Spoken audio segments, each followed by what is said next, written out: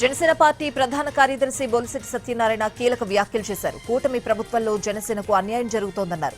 కూటమి ఒప్పందం క్షేత్రస్థాయిలో అమలు కావడం లేదని, పదవుల విషయంలో 60-30-10 విధానం కాగితాలకే పరిమితమవుతోందని చెప్పారు.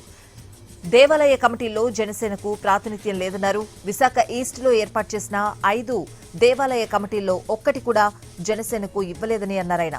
జనసేన కోసం పనిచేయని వారికి పార్టీ పేరుతో పదవులిచ్చారని ఆరోపించారు.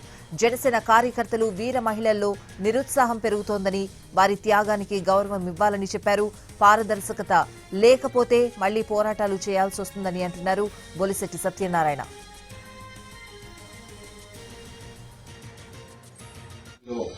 పవన్ కళ్యాణ్ గారి దూరదృష్టి వ్యూహం వల్ల ఆయన రాజమండ్రి జైలుకు వెళ్లడం, చంద్రబాబు నాయుడు గారికి మద్దతు పలకడం, పైకి రావడం, కలిసి పోటీ చేస్తానడం, అలాగే బీజేపీని కూడా కలుపుకొని వెళ్లడం, ఇవన్నీ చేసిన తర్వాత ఓట్లు చెల్లకుండా అనూహ్యమైన విజయాన్ని ఎవరు ఊహించండి. 151 చాలా ఎక్కువ అనుకుంటే 164 సీట్లు, అవి కూడా ఆ 11 సీట్లు కూడా కొన్ని పొరపాట్ల వల్ల పోయినాయి తప్ప రాత్రి 175 సీట్లు వచ్చే పరిస్థితి.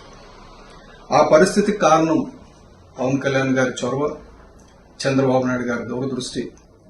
ఇది క్షేత్రస్థాయిలో అమలవుతున్నట్టు కూడా కనబడుతుంది.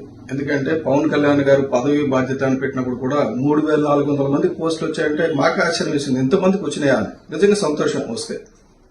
కానీ అందులో ఎంతమంది జనసైనికులు ఉన్నారు, ఎంతమంది వీర మహిళలు ఉన్నారు అన్నది కూడా చూడాలి. ఎందుకంటే అందులో పొరపాట్లు జరిగాయన్నది ఒక రకమైన వాస్తవం.